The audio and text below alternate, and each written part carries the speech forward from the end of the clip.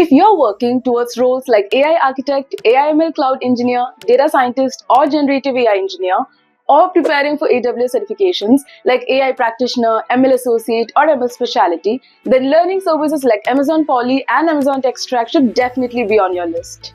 Now, here's the thing. AWS doesn't just let you build AI from scratch with SageMaker or Bedrock. It also gives you ready-to-use AI services that you can plug directly into your projects. Poly and Textract are two of the most practical ones. With Amazon Poly, you can instantly turn text into natural human-like speech, making your applications more engaging and accessible. With Amazon Textract, you can automatically extract text and data from scanned documents, invoices, and forms without wasting hours on manual data entry. And in this video, we will walk you through both step by step so you can see exactly how they work and how to use them in your own projects. Now, this session is also a part of our AWS AI/ML job-oriented training, which has helped thousands of learners land their dream roles in AI/ML and data science. And before we get started, here's something that you'll love. We are hosting a completely free masterclass on generative AI/ML on AWS Cloud. In it, our experts will cover everything you need to know about AI and ML, including managed AI services like Poly and Textract. You'll also get a clear roadmap, tips on how to earn certifications, plus a proven 3-step framework that's helped learners like Shrija and Utkarsh crack tough interviews and secure high-paying jobs. So make sure you register through the link in the description. You don't want to miss this one. So now let's get into the video. Look at a very interesting service called Textract, right? What does Amazon Textract do? Yes, extract text, but also remember, it doesn't have to be just from images. It can be PDF documents. It can be just images and whatnot, right? It can also be multi-page PDF documents as well. You have an entire textbook that you want to digitize, you can go ahead and use Textract for that, right? So it's necessarily for extracting text, right? Let's take a look at Amazon Textract now. Here is a pay stub, right? All of you can look at this particular and all right. So here is a pay stub, right? Let me just show this actual document. Now I have a pay stub that has a lot of things, right? It has earning statements. It has certain things like, again, benefits and information, important notes, deductions, earnings, a lot of math and a lot of numbers here. Finally, it also has a payroll check as well. A payroll check with the payee and the total amount and a signature as well, right? Now, remember this particular term really well, the jargon really well. It's called Intelligent Document Processing, or also known as IDP, right? It's called Intelligent Document Processing or IDP. You come across this a lot, and Textract is going to be one of the go-to services for you to execute IDP really well. Now, let me tell you what IDP does, right? Intelligent Document Processing means that, for one, I need to extract the raw text from this particular entire document that you see here, right? For example, what could be the raw text? Each and every single phrase, the words, the characters at the line level, at the page level that you want to extract, right? So here you can see, hey, I'm just collecting certain phrases and words. So I've completely detected all the text that's present on this particular document right now, right? Now, is it really intuitive, or does it throw a lot of information? No, I mean, I've just done an OCR on this, right? I've just extracted text. What more can I do, right? Now let's take it to the next level, right? So most of the times what happens is, when you're doing intelligent document processing or IDP use case, you need to dive deep into the layout format of the documents as well, right? When I say layout formats, what are the different headers, paragraph text? What are the number of table data or the tabular data that's available in this particular document? Are there signatures available in this document? So you need to understand, are there any images that are embedded in this particular document? So you need to understand the layout first before you can do any of the processing here, right? For that, we can use the layout feature in Amazon Textract. Now, I want to take it to another step, right? I want to get all the forms data, right? Forms data is nothing but key value pair data, right? What is key value pair data? Simply means that, for example, what is the name of the company? ABC, right? So if you look at this here, the name of the company is ABC. The file number is 126543. If you look at the file number here, right? Similarly, you have your taxable marital status that says married. Similarly, just look at all the key value pairs here, right? file number, department ID, the clock ID, the number, and the period ending, the pay date, right? Similarly, what is the total gross pay? What is the total amount on life insurance? What is the net pay? All these are key value pairs, right? The pay date, your SSN number, basically your SSN, right? So all of these are your key value pairs. So necessarily what we have done is this is also called as forms data, right? Always remember that key value pair is again a terminology that we commonly use, but AIML jargon with respect to this is going to be forms data, right? So here, with just a click of a button or just a single API call that we can make to Amazon Textract, you get back very critical information such as what is the company name, what is the file name, and look at it. It can also correlate with where exactly it's present in the document, right? If I click on to department 1, 2, 3, 4, 5, 6, it points out where exactly it's present, similarly to any other key value pairs, right? Now, this is going to help you build a lot of solutions which are much more intuitive, right? Now, not just stopping at that, we are talking about a pay stub, earning statement. You can see some tabular data here, right? Sometimes you want to process a lot of tabular data, and for that, you need to identify the tables in the first place, right? For example, here is the first tabular data on the left-hand side that you see, right? This is in the form of a tabular data, but is it completely tabular? Not necessarily, right? I mean, it's just in the form of key value pairs. Let's look at actual tabular data. Does this look like tabular data? Yes, right? So here, take a look at this. It has converted, though there are not very distinctive, they're not distinctive cells that are represented on this, but it indeed is a tabular data, right? So we have enhanced, again, the Textract model to perform better for such scenarios as well. So it's able to detect that yes, this is a tabular data and this is of this particular form. And it is able to capture all of the details here, right? And it also says that, hey, there are a total of 7 tables here, and let's look at the rest of them. This is going to be one more table, and we are going to have another table here at the table number 5. Yeah, you can just take a look at the table. Similarly, all the tabular data that you can fetch, right? So with this, what can you do? You can convert into data frames. You can do a lot of data processing and take necessary actions from that, right? So this is the tabular structure of it, right? All right, queries, right? Those again, very critical, super important. Look at the kind of query, right? What is the year to date gross pay? All I had to do is just ask a question in terms of NLP, natural language processing. I just had to ask a question in a human way, right? How humans interact. And it was able to give me that particular answer saying 23,526. Similarly, I'm just asking what is the gross pay for this pen? It just says 452 um 43, right? What is the federal income tax this period? Minus 40.60. That's just wonderful, right? All I had to do is just write a question. Okay, I can ask other questions as well. What is the employee address? Let's just submit this query, right? Let's try it out. All right. The employee address is 101 Main Street, Anytown, USA 10345. I think that's pretty impressive, right? So it's able to answer the NLP questions just based on the text here. Finally, coming to the signature detection, yes, it's able to detect the signature here with a pretty good 81% confidence score saying, yes, this particular paycheck is indeed signed. Why you would need signature detection? Any use case that I can think of? Document approvals, validation of bank checks. Yes, these are some of the things that are done manually, that were done manually a few years ago till we had these kind of solutions, right? Identify the user. Yes, perfectly right, right? Verifying the bank checks, validation of checks, and identifying the user. Very strong use cases here, right? So these are some of the use cases. So there are again two types of calls, right? Whatever you upload here is gonna be done synchronously. That's gonna be in real time.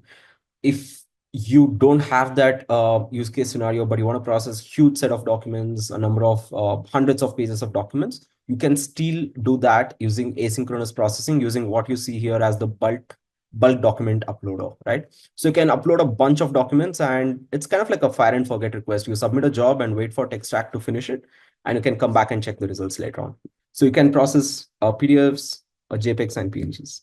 Whether it can detect handwritten text. Yes, it can definitely detect handwritten text. What I would recommend is you can just search for AWS Textract handwritten text. There were, again, very good updates on how this was back in 2020, by the way. Ever since 2020, we are working on again how Textract can work with handwritten text as well, right? So you can definitely use Textract for detecting text from handwritten text. A very common scenario is reading through the prescriptions, the doctor prescriptions, that is handwritten text, and taking necessary actions using GenAI agents to, let's say, book those particular prescriptions or medications, right? So that is a very strong use case that we are seeing. A number of hospital chains across EMEA and also APJ are actually implementing the solution out right now, right? So yeah.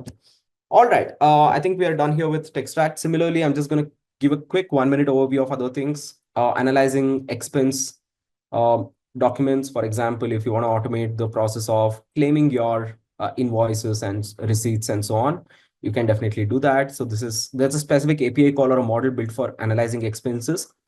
Similarly, for analyzing ID proof, what could be a very good use case for analyzing ID proofs?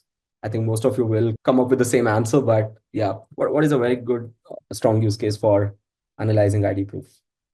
For validation and identity verification. Yes, it's a different service altogether. I scan fingerprints. Fingerprints, no, because see, fingerprints, it's need a human touch to it, right? I mean, to even identify the patterns in your fingers. So here it's totally cloud. I mean, you're doing everything virtually on your system, so that won't be possible. The same thing goes with eye scans as well, right? You have a way to do the liveness detection that's using the service called recognition, but most of the cases, not really. E-gates at airports, that's perfect. Access identity, e-gates, document verification. If you have tried, getting or opening an account with certain banks and whatnot, you will see that again, you need to do your document verification, and most of the banks are already using these API calls from Textract to get this done, right? For example, I just provide my driver's license or my passport.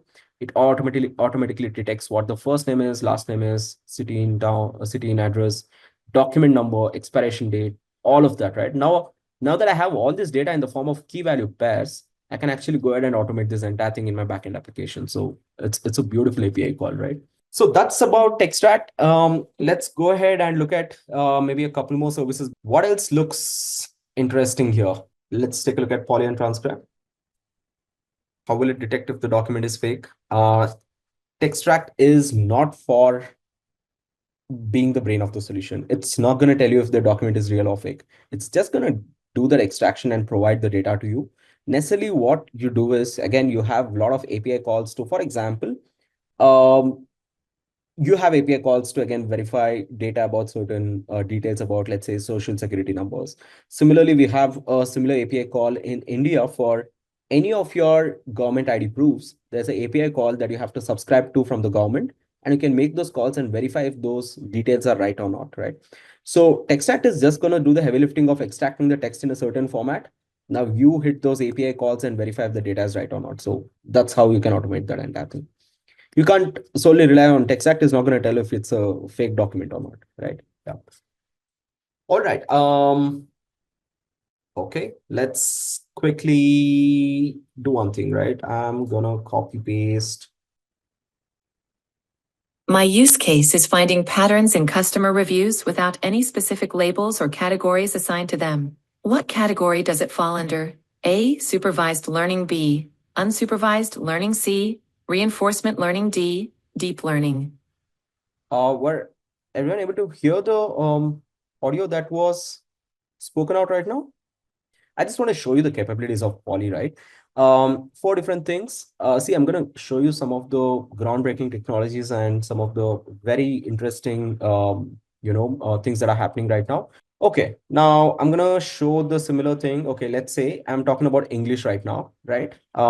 Let's say I have a totally different thing. I want to use a different voice altogether, right? I want to use something. Okay, I see a voice called Matthew, which is a male voice. Let's just listen to how that sounds. My use case is finding patterns in customer reviews without any specific labels or categories assigned to them. What category does it fall under? A. Right? Now you see the change in, again, the accent and the total gender of who's speaking right now, right? Now, I use something called as a generative voice. Let's take a look at the long form voice, which is the most recent advancement in this particular domain, right? My use case is finding patterns in customer reviews without any specific labels or categories assigned to them. What category does it fall under? A. Supervised learning. B. Unsupervised learning. C. Reinforcement learning. D. Deep learning. All right. I'll play one more audio, and I expect all of you to just go ahead and tell me what are the differences that you observed here, right? My use case is finding patterns in customer reviews without any specific labels or categories assigned to them. What category does it fall under? A. Supervised learning. B. Unsupervised learning. C. Reinforcement learning. D. Deep learning.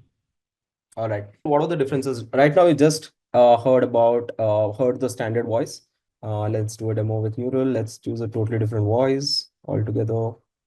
My use case is finding patterns in customer reviews without any specific labels or categories assigned to them. What category does it fall under? A. Supervised learning. B. Unsupervised learning. C. Reinforcement learning. D. Deep learning. All right. So here you saw again from standard, right? Let me just give you it's sounding like female voices, but says male. It's actually a kid's voice, Farhan. It's a kid's voice. Yeah. Kevin is a kid's voice. But yeah, I mean, you have different voice altogether. Depending on your use case scenarios, you can select relevant voices and you can just do that, right? All right. Now, one thing that I want to give you a brief overview, right? This is not just with respect to Amazon Poly. I'm going to say this out for, again, everything else, right? So every other engine started out with just a pure standard voice, which was very machine-like, right? If you just listen to just the machine-like voice, My use case is finding patterns in right? It's super machine-like. I mean, there's no human touch to it and whatnot, right? Then we figured out, hey, there have been some advancements in this particular space where I can make the voice a bit more natural and human-like as compared to standard. So we started moving towards the neural engine. Again, what are the different models underlying for each of this? None of us know, because again, it's a black box, right? But there is very clear differentiation, which all of us could observe here on how well these voices are developing, right? How well these voices are developing. And just a question. So I can go for my long form voice every single time, right? And all of us do agree that long form voice sounded the best of all of them. Yeah. All of us agree that long form voice was the best one. So why shouldn't I just go ahead and use long form voice? Why would there be scenarios where I should still be using standard voice? Cost is the major factor here. Whatever standard voice, let's say standard voice costs you X, right? Long form voice costs you 25X. If it costs you $1 here, it costs you $25 here. Similarly, your generative AI cost will cost you $8. Neural voice will cost you anywhere between $4 to $5. This is 4X to 5X of the cost. This is about 8X of the cost. This is about 25X of the cost, right? So it's always a trade-off between each of these voices, because the underlying models and the underlying compute it's utilizing to get hosted is totally different, right? So depending on your use case scenarios, you can go for any of these voices, right? And you would see most of the automations that you hear, right? Let's say you're trying to book a reservation to a hotel, or you are having automated call with a bank, it's getting routed to the agent. What voices do you often hear as of today in most of the automations that you hear over call? What are the most? Yeah. Standard, and some of them maybe yes, some of them neural, but most of them are following the standard voice right now only because of the cost implications, right? Most of them don't see the need of doing that right now, but I'm definitely gonna assist, assure you that there are a lot of agent-based workflows that are getting generated, which is gonna require you to have much more human-like voice. So people will again fall back to long form and generative AI voices in the future. Which one is used by IVRs? Yes. Which one is used by IVRs? Mostly it's going to be standard and neural, because these are just budding, right? I mean, these are just upcoming ones. Long form was very recently introduced, so it's still a very new feature. Let me just show you one example of what SSML helps you with. SSML stands for Speech Synthesis Markup Language. All right, Speech Synthesis Markup Language. Now, what happens is, okay, just tell me one thing, right? Now, let's say you're adding certain text, and after it says, hey, I am Ruth, test my voice on longer text such as news articles, training materials on marketing videos. I want a pause after I am Ruth. How do you do that? I mean, you're just providing text, right? You're not providing instructions saying, hey, give a pause after this text and whatnot. You're not able to do that right now if you just use normal text without SSML, right? So using SSML, you can add those pauses and a lot of other features as well, right? For instance, let's look for some of the commands, right? Suppose supported SSML tags, adding a pause. Let's say I want to add a pause. It's a very simple thing, right? I'm going to say, let's look at it. Let's actually listen to it and see how that works out, right? Hey, I am Ruth. Test my voice on longer text such as news articles, training materials, or marketing videos. Right. Now, let's say I'm going to add a break time of 3 seconds. Let's see how that works out. Hey, I am Ruth. Test my voice on longer text such as news articles, training materials, or marketing videos. All of you were able to hear that pause after the initial text that was being spoken. Yeah. Similarly, a lot of other things, right? For example, I want to speak the text out softly for certain effects, right? Only a certain aspect I want to speak very softly, right? Let me just copy paste this, right? Just give me a minute. Let's give the break time to just 1 second and yeah. Oh, just a minute. I think, yeah, just give me a minute. I think we broke it somewhere. Just give me 1 minute. Let me just figure it out. Yeah, I think this particular documentation is broken. This particular thing is not working right now. This is currently supported only by the standard TTS format. Oh, my bad. Just give me a minute. Let me just opt for standard and let me go for, let's say, Kimberly. Let me just go ahead with this. Hey, I am Ruth. Test my voice on longer text such as news articles, training materials, or marketing videos. This is Matthew speaking in my softer voice. Yeah, that was not clearly softer, a bit on the louder side, but it's very hard to, kind of like figure that out, right? But there are a lot of other, let's try with Matthew itself, right? We can just give it a quick try. Just give me one. Let's copy paste the entire thing onto Matthew and see if that works out well. This is Matthew speaking in my normal voice. This is Matthew speaking in my softer voice. I think that's not very evident, right? Is it very evident for all of you folks? Not really, I think, but yeah. So we'll find a relevant example. I think this is not coming out really well, but I'm just gonna take a look at that, right? It's it's okayish, but yeah, it's not very very kind of evident, right? We can also try one last example, and I'll see if we can fix that soft voice, right? Let's just try this out. When any voice is made to whisper, the sound is slower and quieter than normal speech. What was anyone able to hear the whisper? When any voice is made to whisper, the sound is slower and quieter than normal speech. Right. Yeah. So this is again, I think, what exactly SSML is and how I can use SSML tags. And this is exactly how you can use SSML tags. I hope that answers your question. Right. And that's a wrap on Amazon Polly and Amazon Textract. We have learned how Polly can turn text into lifelike speech and how Textract can quickly extract data from your documents. These tools are a game changer for enhancing your applications and workflows. And if you found this video helpful, join our free masterclass on mastering generative AI ML on AWS Cloud that I mentioned earlier, where you'll get a clear roadmap, tips on how to earn certifications, and a proven 3-step framework that's helped countless learners crack interviews and land high-paying roles. The link is in the description below. And if you like this video, make sure to subscribe and check out our previous videos over here.